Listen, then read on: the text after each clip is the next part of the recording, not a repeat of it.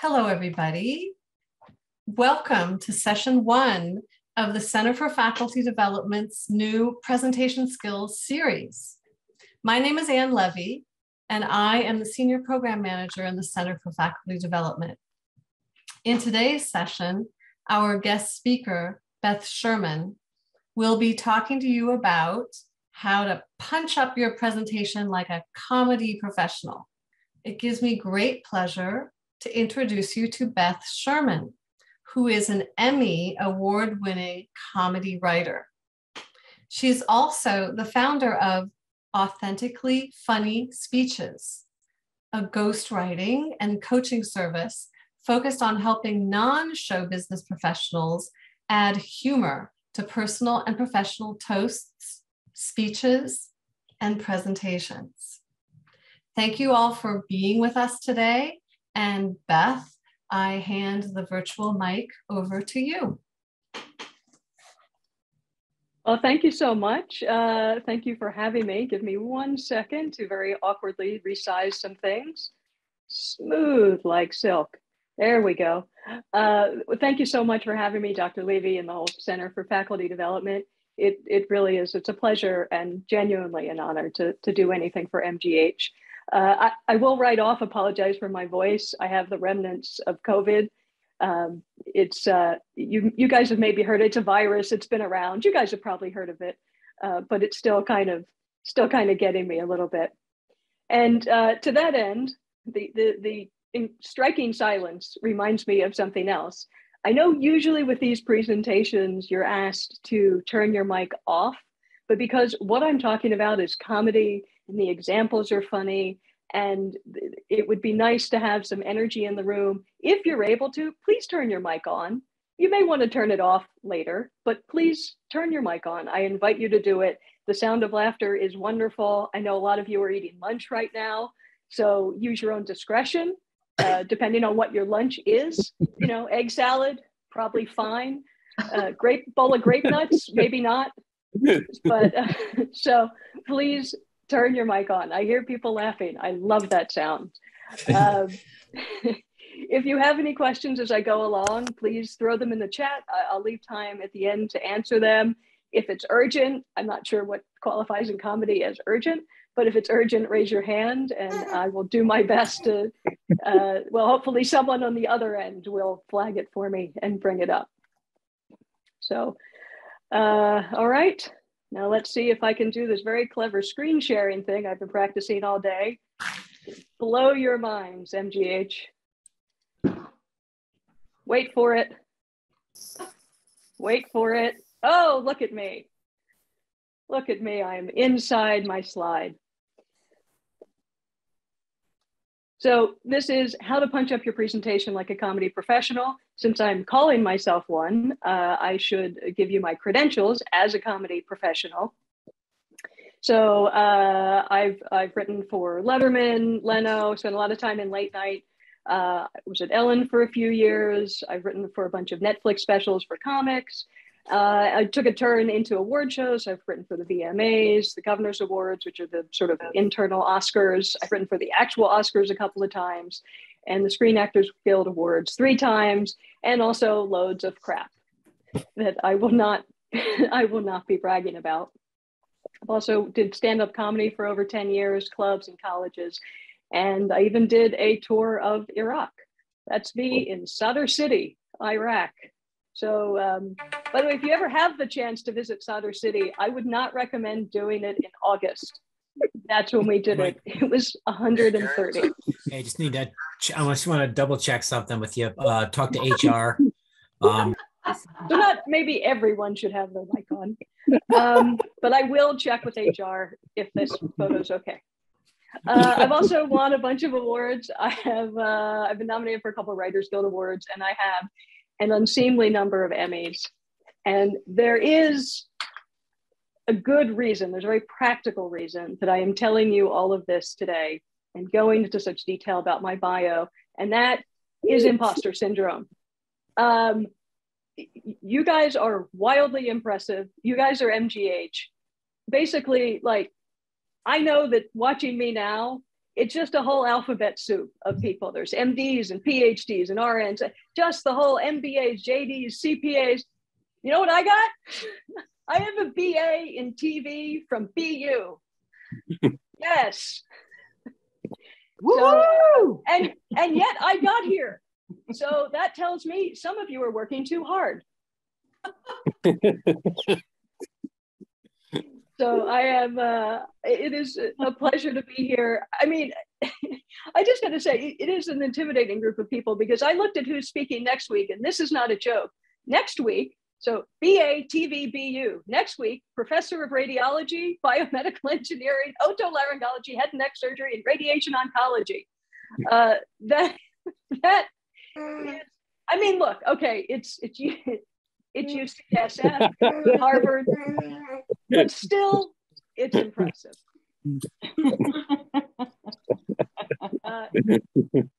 Now back to me.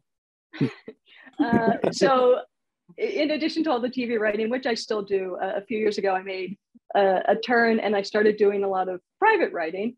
Well, not private writing, sort of freelance writing, that sounds naughty.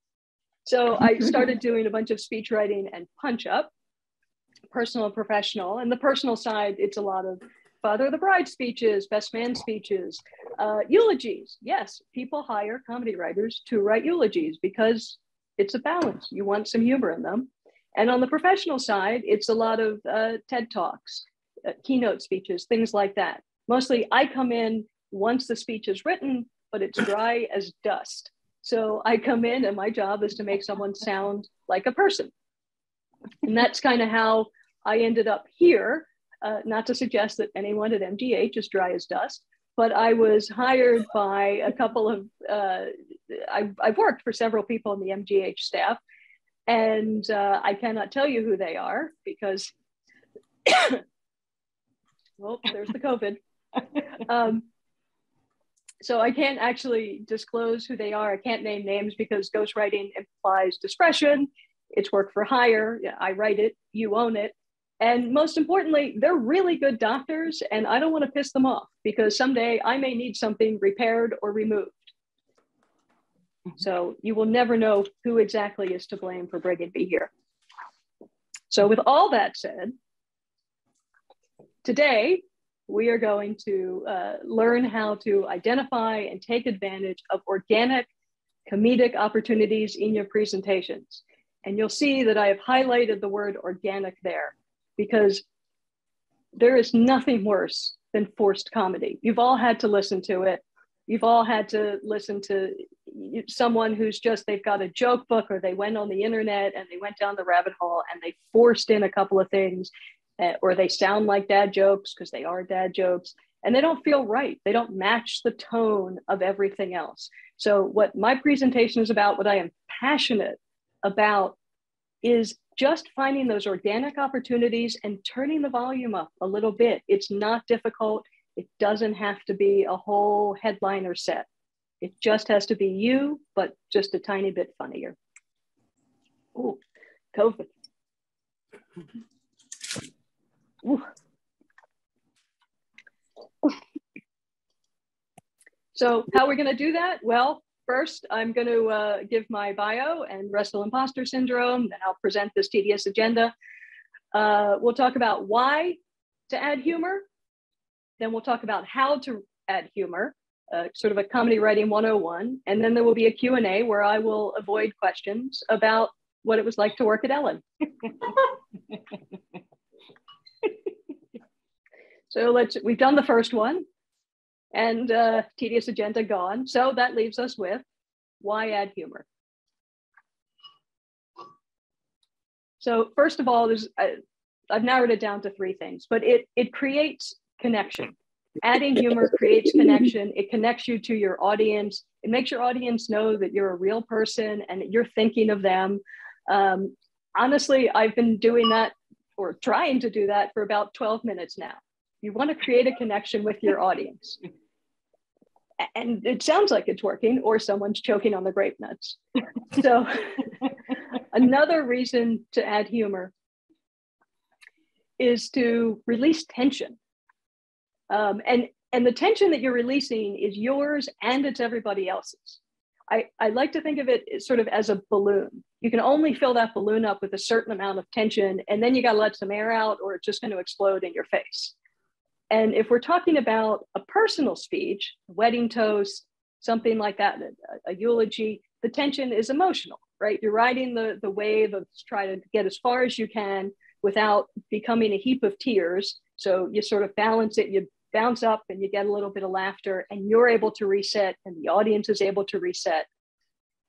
In a professional speech, let's be honest, the tension is boredom. You're trying to keep,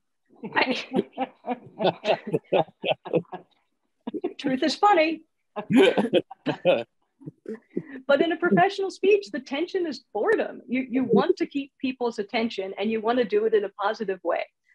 So reminding people that that you are thinking about them, reminding people that there's something going on around them. Because also, if I'm sitting there just scrolling through my phone and there's a presentation that's going on in front of me, if I hear people laughing, I'm looking up. My little ears are going to perk up. I'm going to, did I miss something? And I'm back in.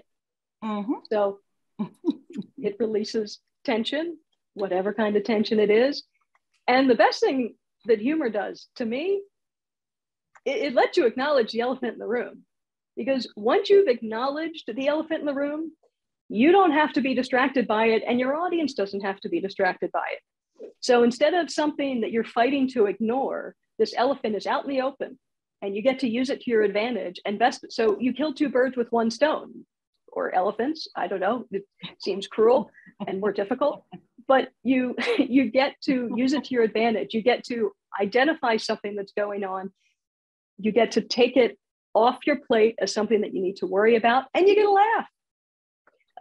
I had, because, and it doesn't have to be a huge elephant in the room. I had a client who was giving a keynote on how to use tech to sell pet insurance.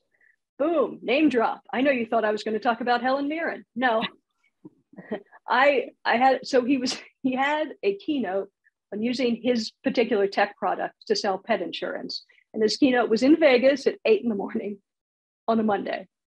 And so how do I add humor to this? Well, everyone in your audience is going to be desperately hungover. That's your elephant in the room. That's the way you're going to connect with people. All you have to do is call it out. You know, Grandma always said the best way to get rid of a hangover was a 40-minute presentation on pet insurance. It doesn't have to be hilarious. It just has to be something that acknowledges what's going on in the room. You have to acknowledge it. Actually, more recently, I just worked on a big gay stand-up special for Netflix. It was a big thing at the Greek Theater. And, you know, it's a big gay stand-up comedy show for Netflix. And you better believe we put a Dave Chappelle joke in the host monologue. Because that's the first thing that everyone was thinking. It's Netflix, it's gay. Everyone's thinking about Chappelle. So you get to acknowledge it. Sorry, I don't multitask well. Now, possibly you are thinking, that's nice for you. What if I'm not funny? You don't have to be. I can make a free throw. I don't have to play for the NBA. Comedy is about subverting expectations, literally. That's all comedy is. It's the element of surprise. You create an expectation and then you subvert it. You don't expect the guy to slip on the banana peel. That's why it's funny. And also because we're monsters. So you are funny, everyone's funny in their own way. If you've ever gotten a laugh at a dinner party, made a friend or relative chuckle, smile, anything, you can add a little humor, just a light dusting. Speaking of dustings, so I tend to explain this to people as humor is seasoning. That's it. Think of it as salt or fat. So yeah, a little bit goes a long way. It makes things taste better.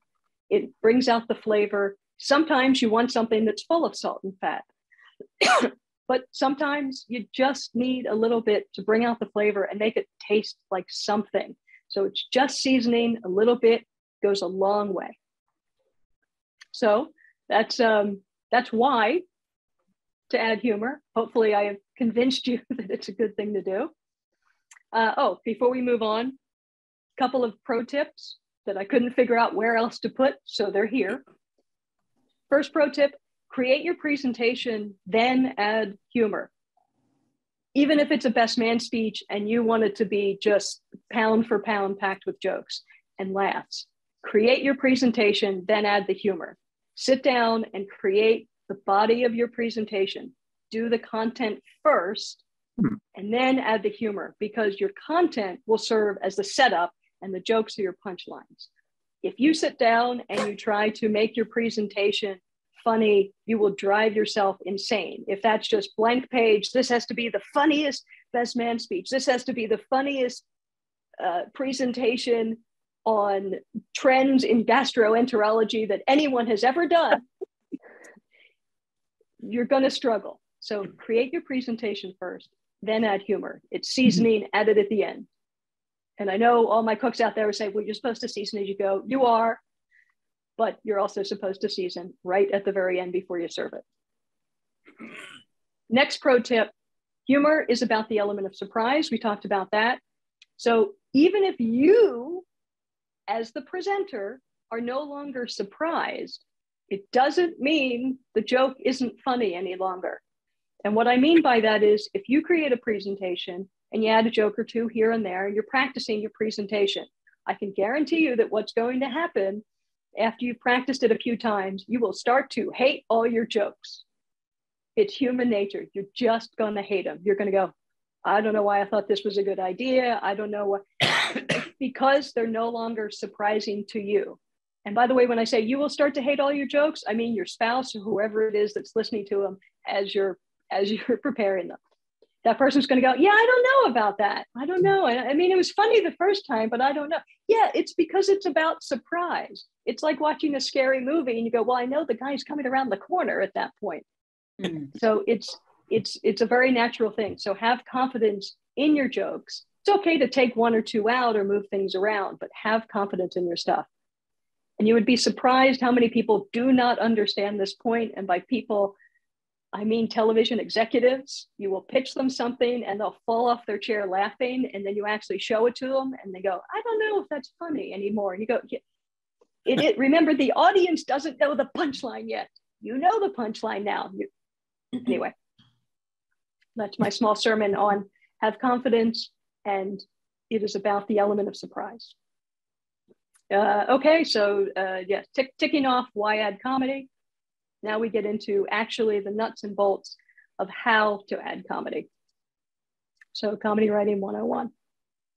Now, the first technique, very simple. It's self-awareness.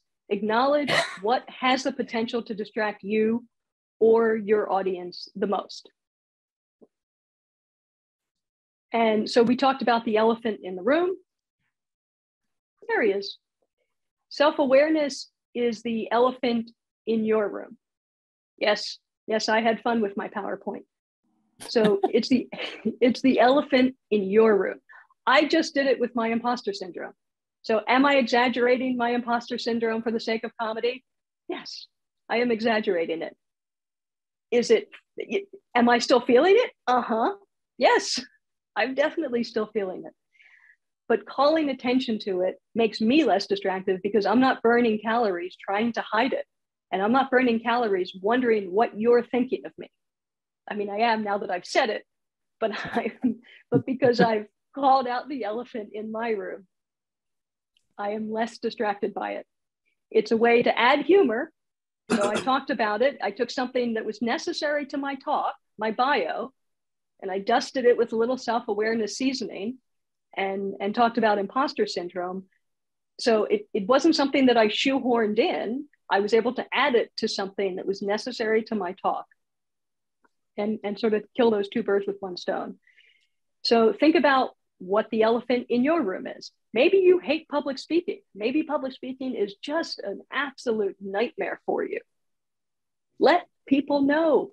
Let people know, because there's nothing worse than speaking and having something that's just that voice screaming in your head. So if you hate public speaking, open with it. Make it a little bit of a joke. Full disclosure, I'm a reluctant public speaker, but this invitation was too flattering an offer I just couldn't refuse. all I do is ask that if I pass out, someone clicks through the remaining slides for me, move my arms, make it a puppet show, whatever you got to do. Just call it out. Be honest about it. Be vulnerable, because you're going to make people want to listen to you. And when they see you shaking, they're going to know why. They're not going to be distracted thinking, hey, he does this all the time. I wonder why he's, if you say, I do it all the time, but I hate it, then at least they'll understand and they'll be rooting for you. And the elephant in the room, or rather the self-awareness, it doesn't have to be a big thing, because sometimes it doesn't have to be an emotional thing. It can also be just an actual physical thing. So maybe you spilled coffee down your shirt on your way to the venue, or your hand is bandaged up. Point it out, make it a joke. It's a super organic way to add a laugh, because you add the laugh and you get and keep your audience's full attention. If someone's sitting there wondering, what's that big stain? You know, was that blood? Did you get into a fist fight in the lobby? Or they're wondering, you know, what's the deal with the bandaged hand? If they're wondering that, they're not listening to your material. They are distracted. Just tell them the truth. Tell them that your hand is bandaged because you sliced your palm open, opening a frozen pizza with a steak knife. Yes, that was me, 11 stitches. 8 a.m. on a Sunday morning. Decide for yourself what the saddest part of that sentence is. But you have to like acknowledge whatever is going to distract you or the audience. Next technique, specificity. Truth is funny. We just did it. 11 stitches, sliced my hand open, frozen pizza, steak knife, specificity. Truth is funny. The specifics of that truth are even funnier, but you know what? You don't have to take my word for it. James Joyce, in the particular, famous jokester, James Joyce, in the particular is contained the universal. Very funny guy. I think he wrote for The Simpsons for a while. So the hand, that is specificity. Now, I could have told you when I did the imposter syndrome bit, I could have just said, wow, you guys are just way smarter. I'm sure you're a bunch of doctors. I have a degree in television. It would have been fine. It would have been amusing. But the more specific I get, when I rattle off the whole list, MD, PhD, RN, MBA, JD, CPA, then the more I pile that stuff up next to my little BA in TV from BU, it just puts a much sharper point on it. Next technique, the rule of threes. This is something you'll say, oh, I've seen that before, and I didn't know what it was. Pizza call. Mm-hmm.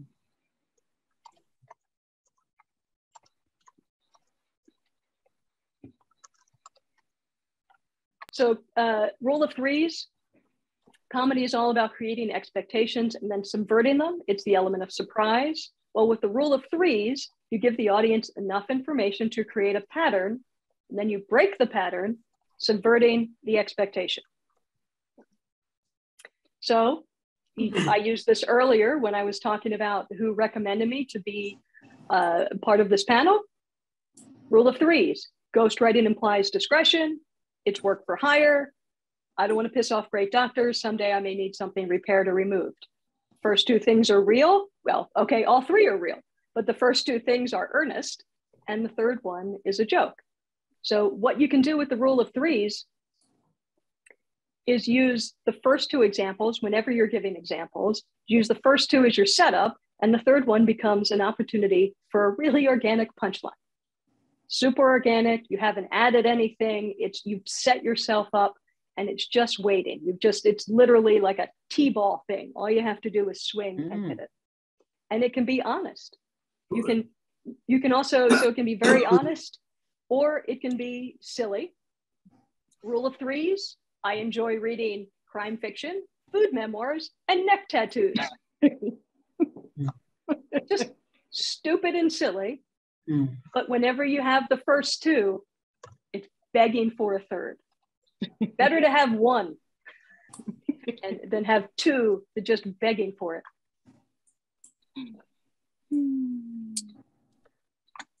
Okay. So getting into a little bit of comedy grammar, end on the word, end on the most important word to the joke.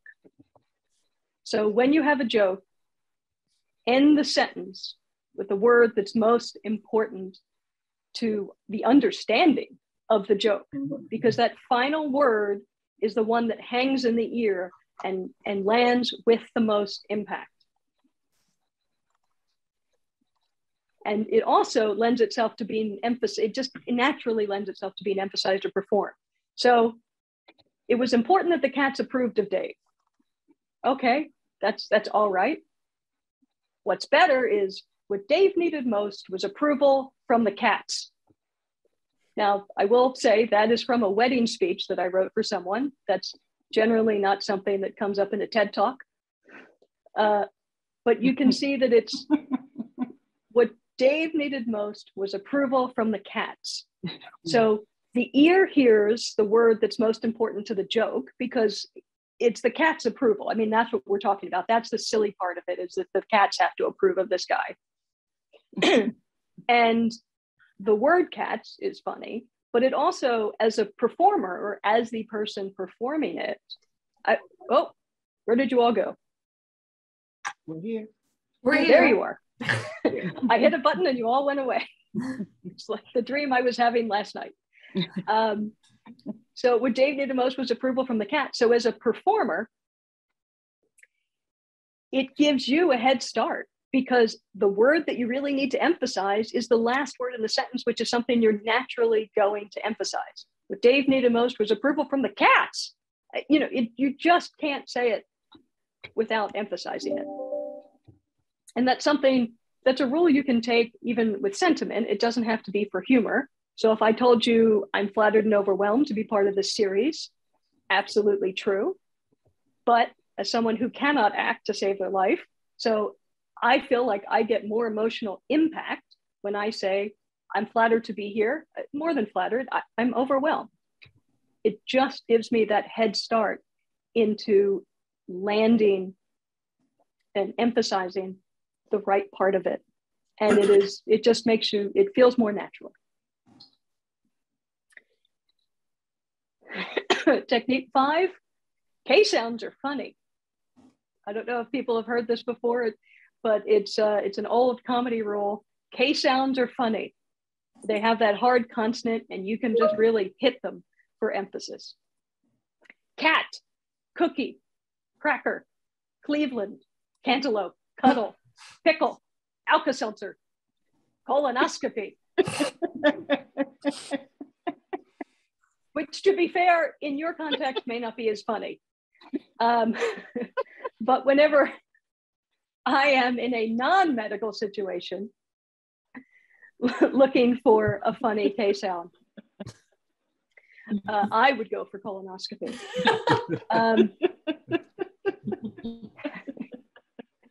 Now there is a caveat to that. So you do need to use, choose your K words responsibly. Oh, Uh-huh. Just because a word has a K sound does not mean that it is inherently funny. Cancer, psychopath, Ku Klux Klan probably won't add too much humor to your presentation. Uh-huh. Unless the sentence is that psychopath from the Ku Klux Klan has cancer, which isn't really the kind of laugh you're looking for. Although if you do use that sentence, you can count on a huge laugh from me in the back of the room. And a few drinks afterwards.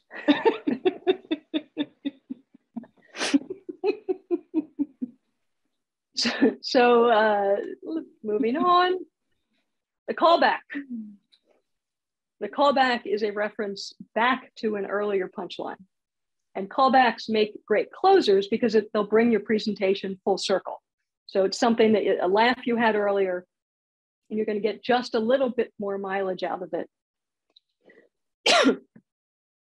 Excuse me, just a little bit more mileage out of it by repeating the punchline in a slightly different context. So For example, if I ended my speech on, by now you've all finished your lunches and no doubt decided that my imposter syndrome was completely warranted,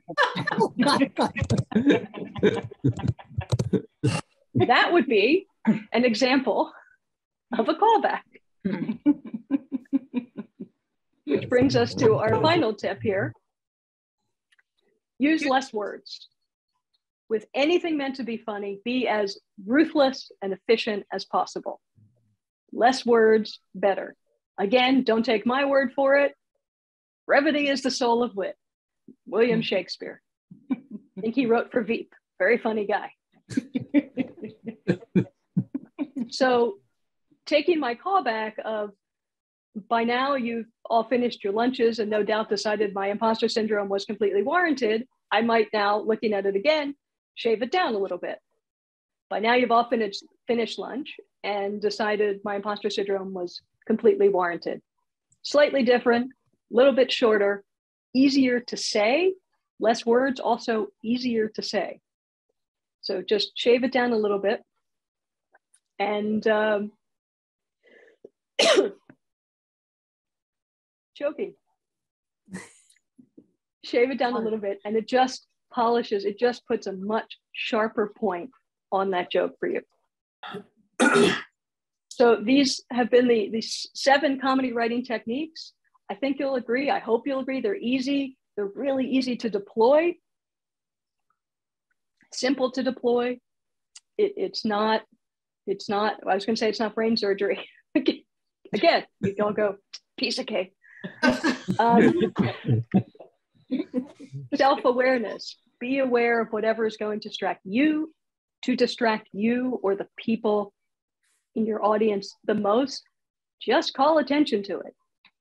Specificity, whenever you have the opportunity, be as specific as you can. It's my BA in TV from BU, specificity. Rule of threes, I like to read crime fiction, food memoirs, and neck tattoos.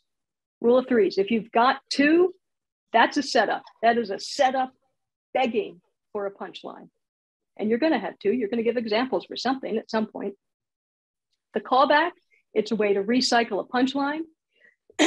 And the callback, it's a way to reuse or recycle, very earth-friendly. Way to reuse a punchline that you've used earlier and get more mileage out of it. And usually I would recommend that you take the biggest laugh. If you have a sense of what's going to be the biggest laugh in your piece, that's what you want to call back at the end. Wraps everything up in a nice bow. End your sentence on the most important word. What Dave needed most was approval from the cats.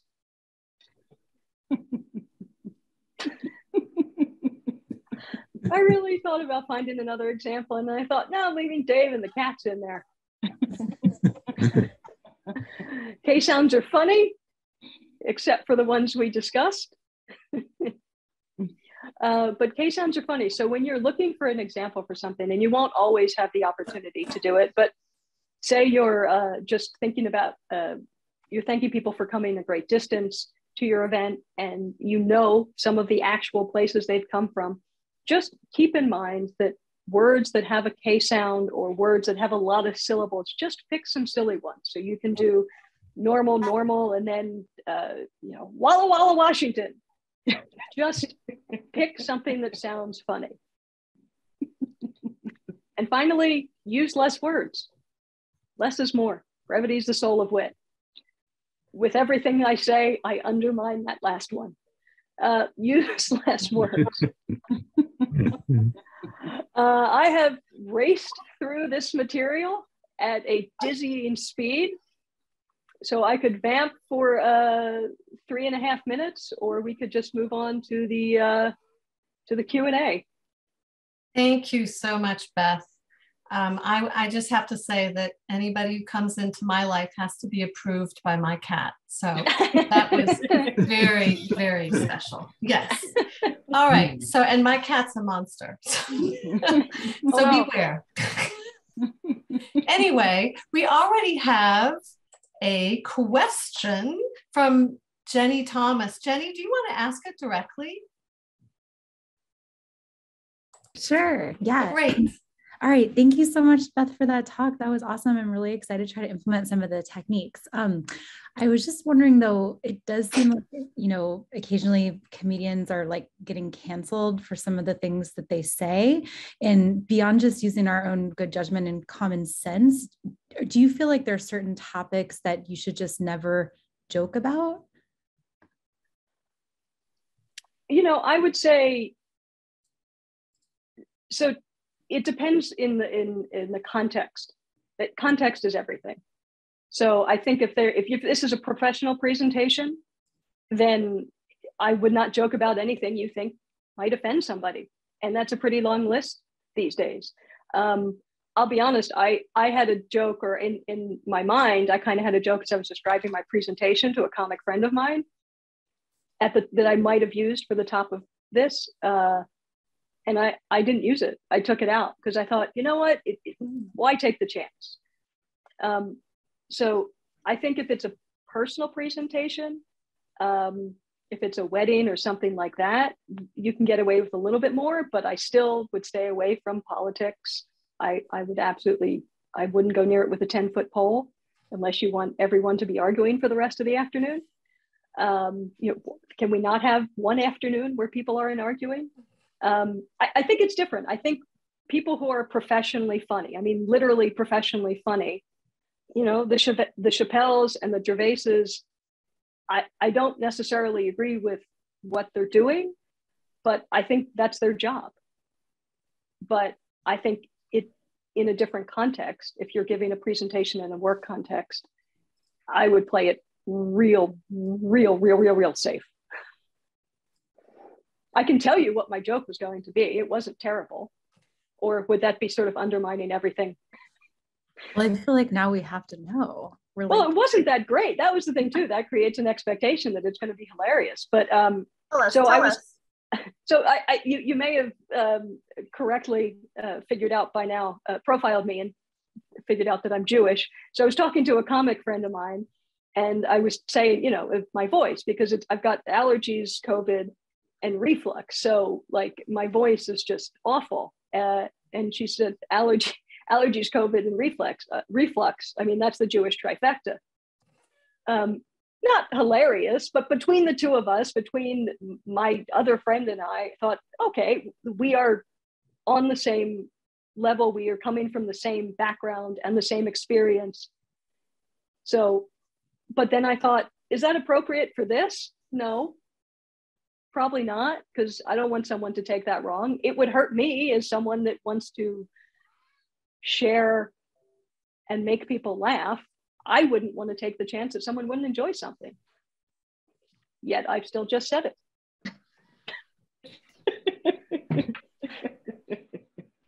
Beth, would you recommend that we actually write down some of these jokes? So if we're doing a PowerPoint presentation. That I just did? No. No, I meant, I want you to take that out of the recording. No, to pivot, like your example of the rule of threes. So, if I was saying, okay, get a CAT scan, get an MRI, and your joke was like the neck tattoos. So would you actually write neck tattoos, or would you just say it out loud when people are kind of like listening to your PowerPoint presentation? I would have it. I mean, it depends how far you want to go with it, because some jokes are stronger than others. Some in comedy, I would call it a throwaway. And it's just sort of something where you're going to pretend that you just thought of it. There were a few of those in mine, but some that you want to lean into and some you just want to kind of throw away. But I think if you think that it's a strong enough joke and it makes you laugh, or you can find a visual that lifts it that extra 20%. I mean, I don't know. I liked the elephant sitting on the guy's head. I didn't know if I was going to use it. And then I found that elephant and I went, yeah, I kind of like that. Okay, I think that brings it up to the level. I will say also, because with PowerPoint presentations, and I tried to do it with this, I don't know how well I succeeded, but because there is that element of surprise, if that's something that you're doing, see if you can make it 3 cards or 3 slides. So give your first example, because if you put all 3 out, people will get ahead of you. They're going to just read down to the bottom, they'll be ahead of you. but it'll be a bigger surprise and therefore a bigger laugh if you have Ernest first example, add Ernest second example, and then add joke third. Mm-hmm. Because then you are controlling the pace of when they're going to see that punchline.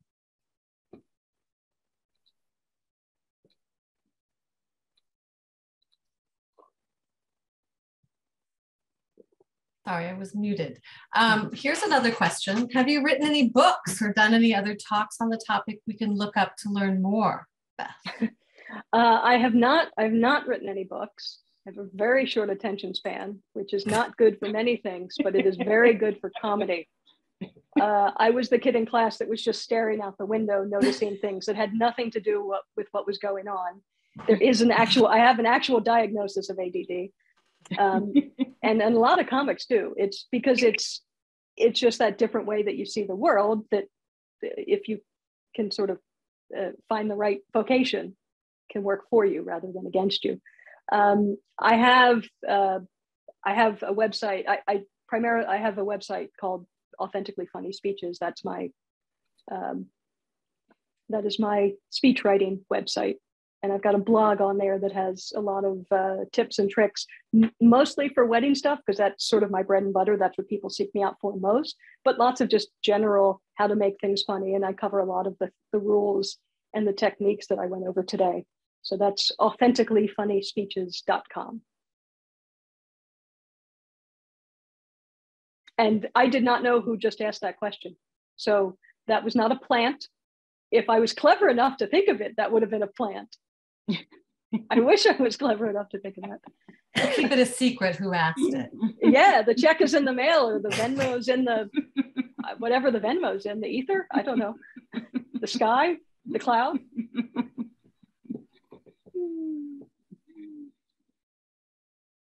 Great. Thank you for sharing that.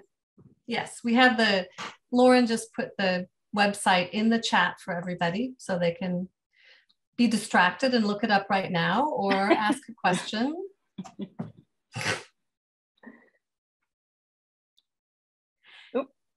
Here's one. Asking. Yeah. Any tips specific to Zoom presentations? Well, I'm in that learning curve as we speak. I did. Well, you notice that I sort of had myself superimposed on my slides, and there was a comedy reason for that, because comedy, you want to see someone's face and facial expressions and how they use their hands, and that really was that was important to me as a performer, that you could see as much of me as possible, and you could see me emphasizing it, and that you could sort of feel it in a slightly larger size and shape than you might have seen it in just the little itty bitty Zoom thing that would have been off to the side.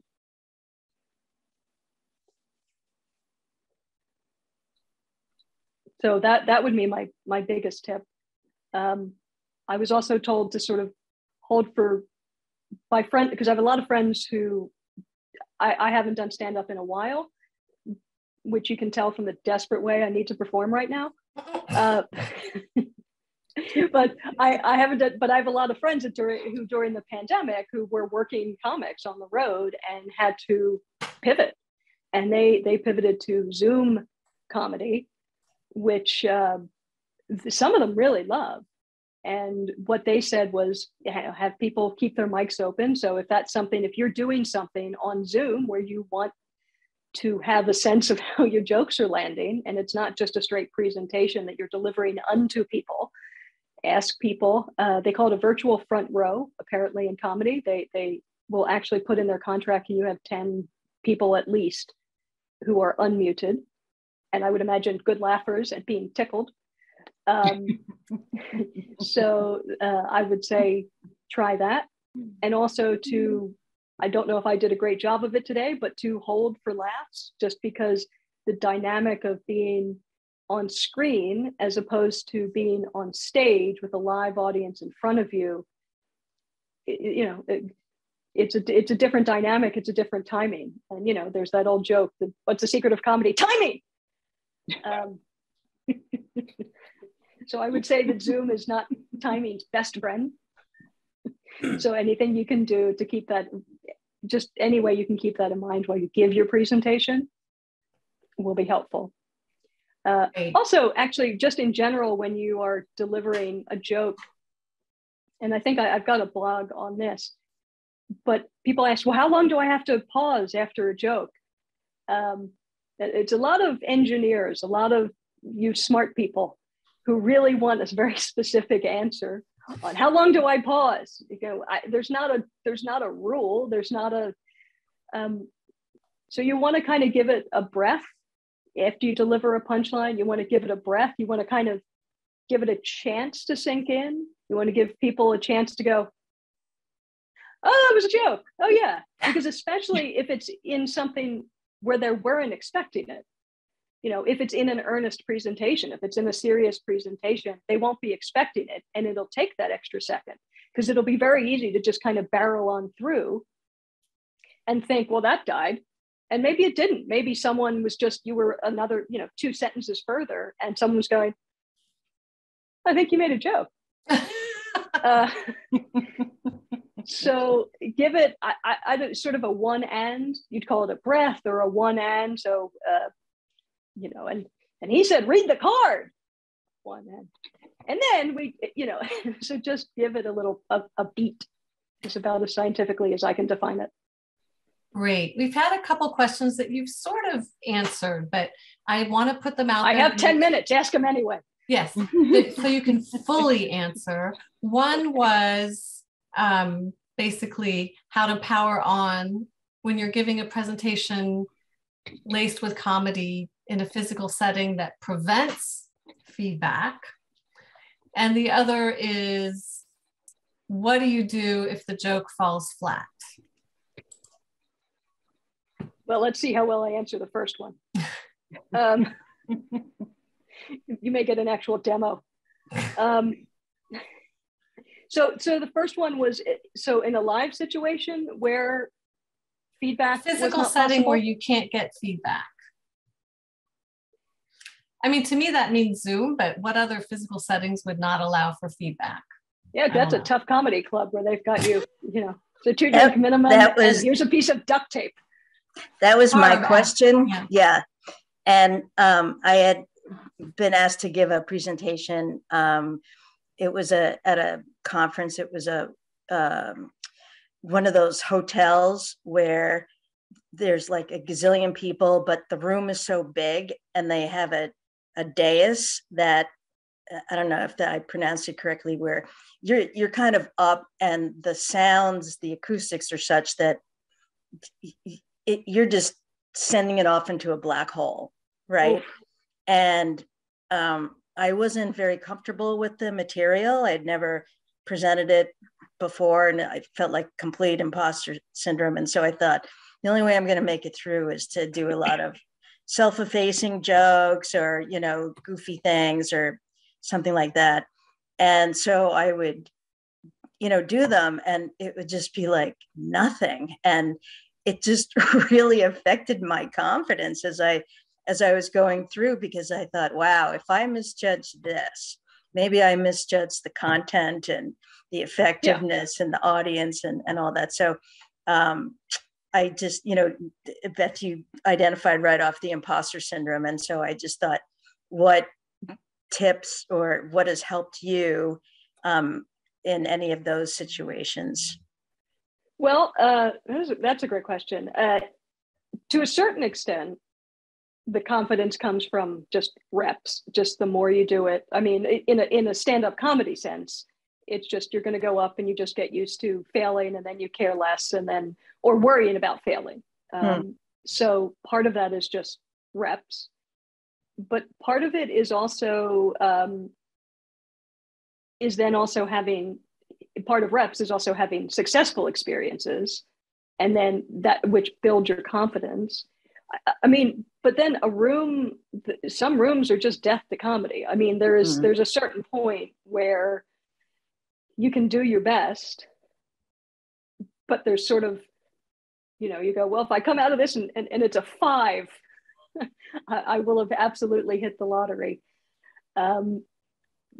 Making sure people can hear you, though, is, and I'm sure you did, But just as a general rule, I mean, when people give speeches for weddings and things like that, the first thing I tell them is because weddings are horrible. It's just, people are talking and they're drinking. And the first thing I tell people is, the first thing you do when you get up to the mic is like, hey, all right, yeah, all right. So, no, that's me, it's the maid of honor. Look at me wearing the funny maid. Like, you have to get people's attention. And then just also, can everybody hear me?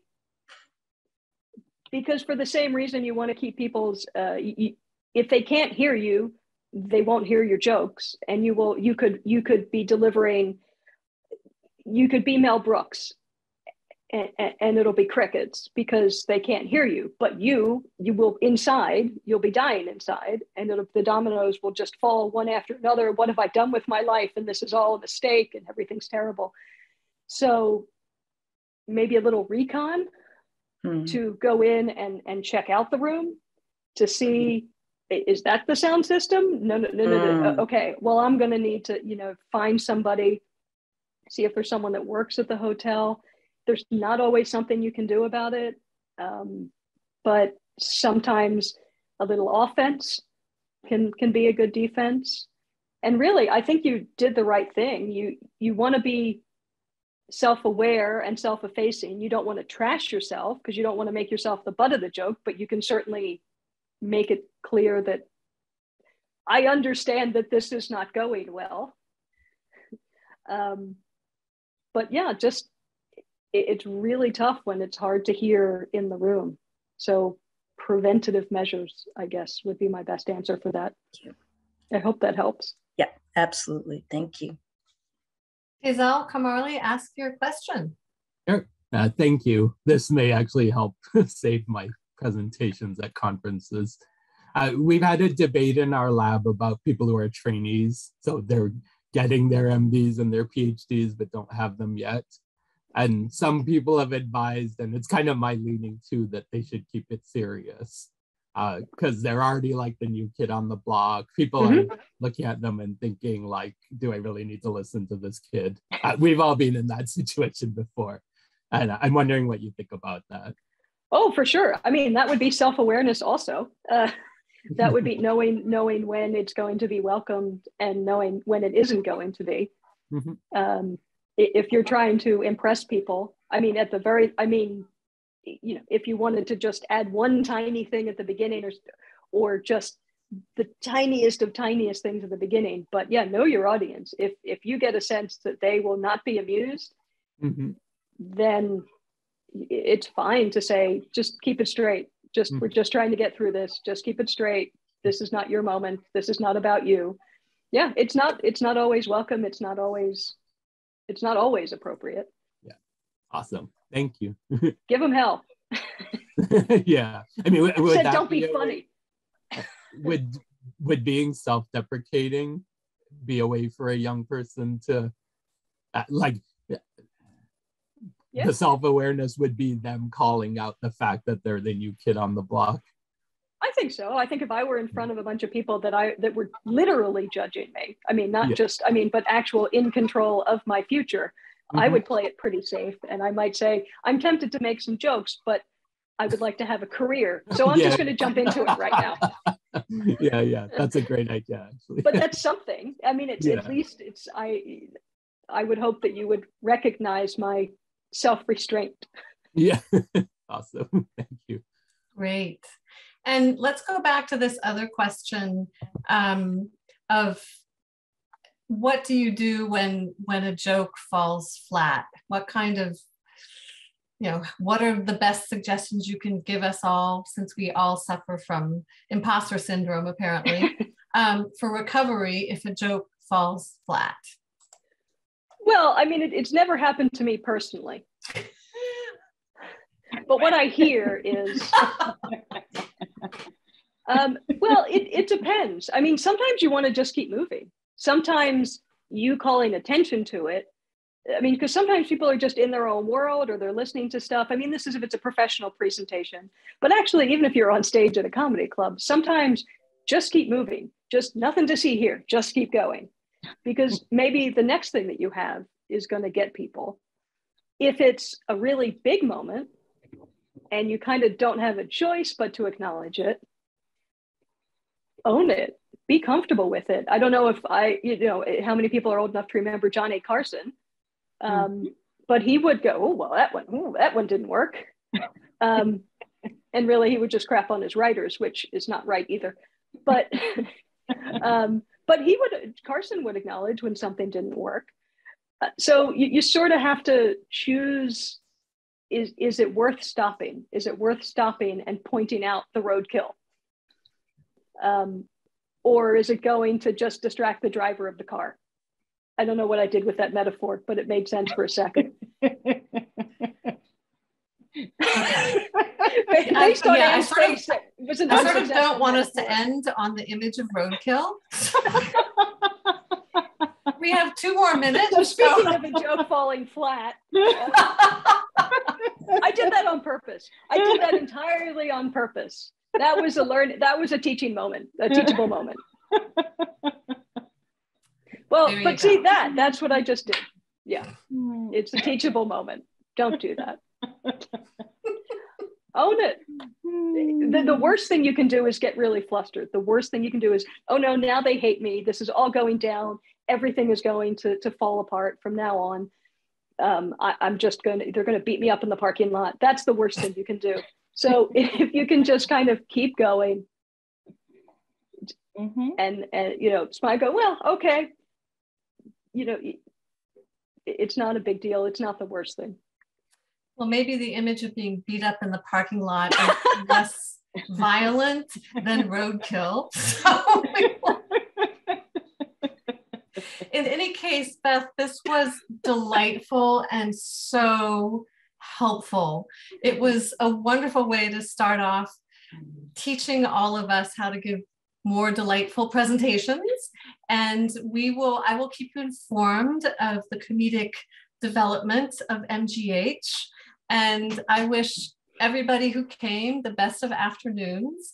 And we look forward to seeing you for our next presentation. Again, thank you, Beth. This was amazing. Thank you so much. It was my absolute pleasure. Bye-bye. Great. Bye, everybody.